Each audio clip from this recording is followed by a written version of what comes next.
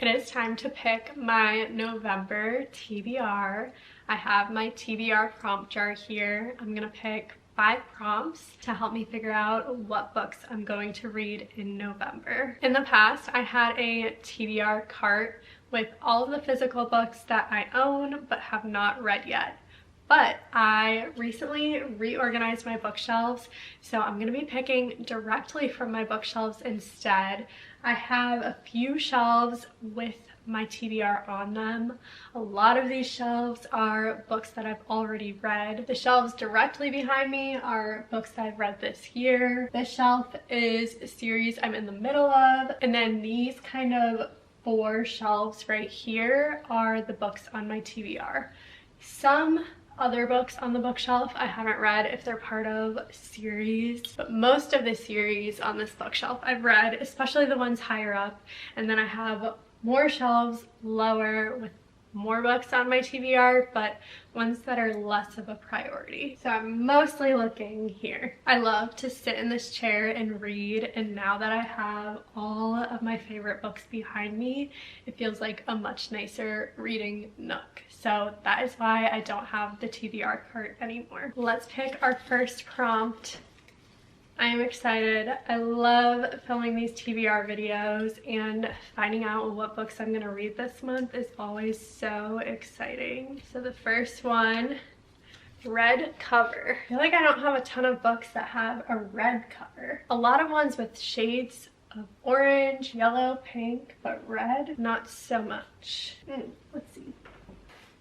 This one's red. Okay, I have this one from the library right now, so I don't actually own this, but if it makes you happy, this is a fall romance. It's set in the 1990s. I've heard a lot of good things about this one. It's specifically set in the fall.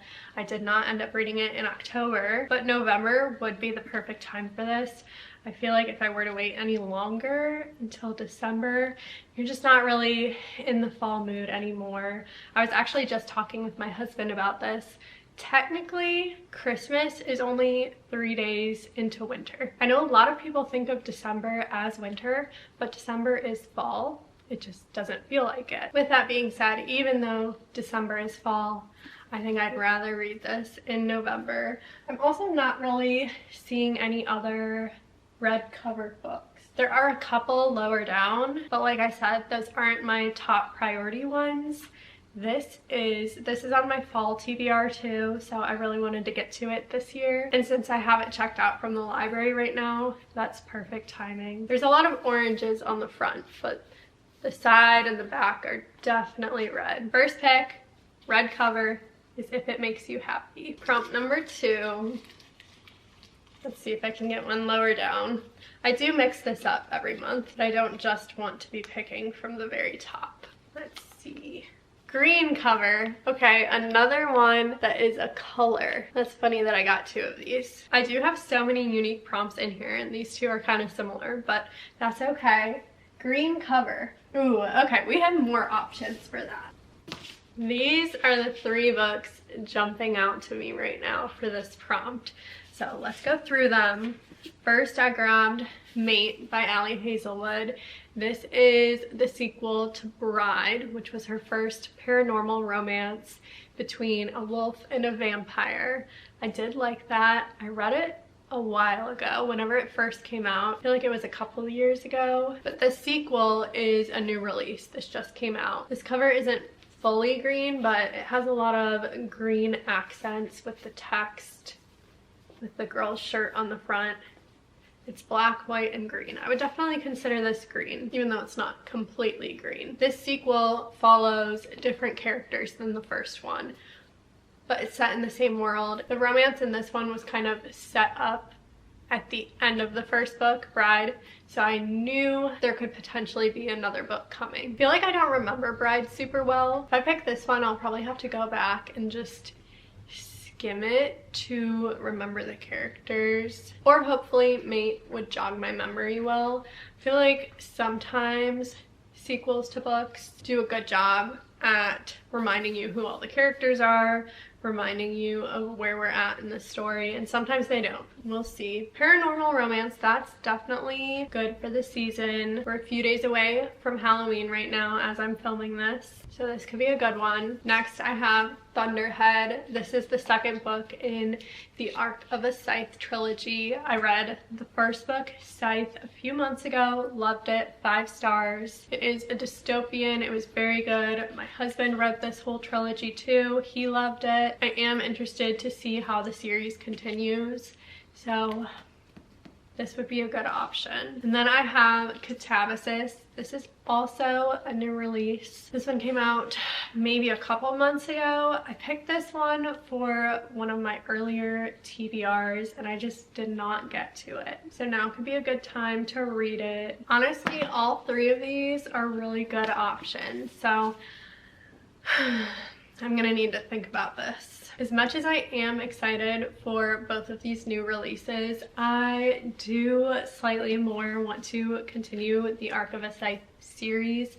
So I am gonna pick Thunderhead for my second book for the prompt green cover. Prompt number 3, if I get another pick a cover with a certain color, then I'm putting it back. I don't want 3 of those. That seems silly. All right, let's see what prompt number 3 is. A book that I'm excited about. That gives me a lot of leeway.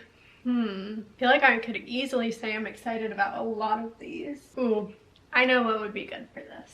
Woman Down by Colleen Hoover. I just recently got an arc of this in the mail, and this is my first physical arc, so I'm very grateful to Colleen Hoover and her team for sending me this.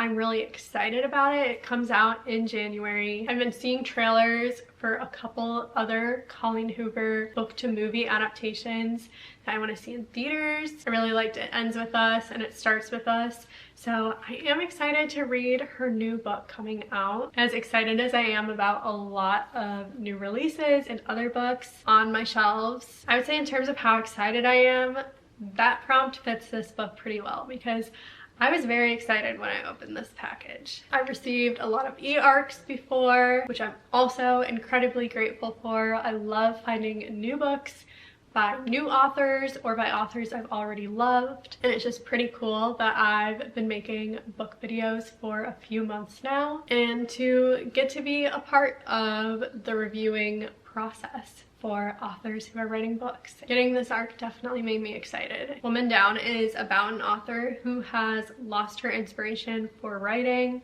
after receiving a lot of criticism online, and so she decides to take a hiatus and go on a little secluded writing retreat. A detective shows up. It is a romance. The lines start to blur between the suspense novel she's writing and the time that she's spending in reality with this detective. So kind of a suspenseful romance. That sounds really good and like a great read for the fall. Prompt number 3, book I'm excited about, Woman Down by Colleen Hoover. 3 books picked so far, 2 more to go.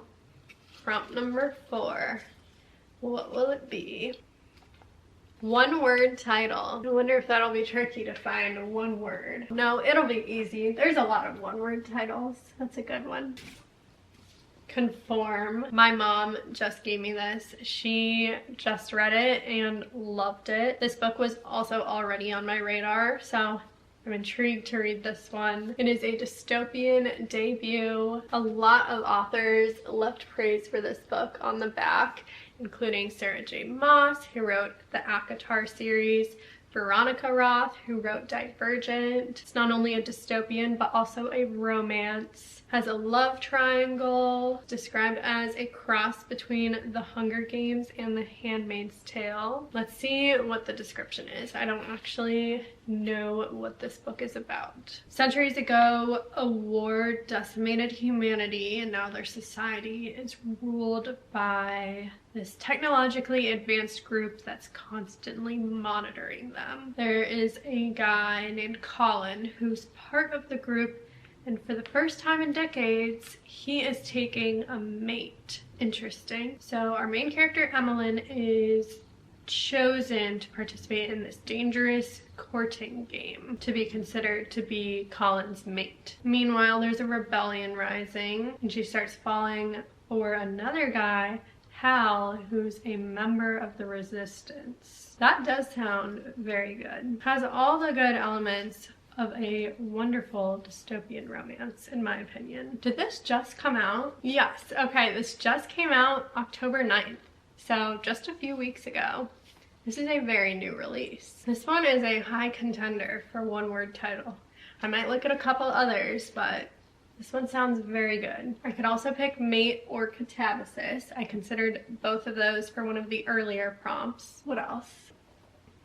Phantasma. This is also about deadly games where the contestants rarely escape alive and the victor is granted a single wish. There's also romance. Oh, this one's also sounding good. Since this one was released so recently though, and my mom just read it, so I'm sure that'll be fun to talk with her about all of our thoughts. I am gonna pick Conform for my fourth pick. One-word title. She literally just gave this to me a few days ago. My mom is a very fast reader. That's so fun because I'll be able to read Conform and talk about it with my mom, and then I'll be able to read Thunderhead and talk about it with my husband since he's read that one. It's always fun having someone you can talk about a book with, especially because then if someone else has already read it, I don't have to be careful about saying spoilers. You can just kind of talk freely, which is nice. All right, last pick for November.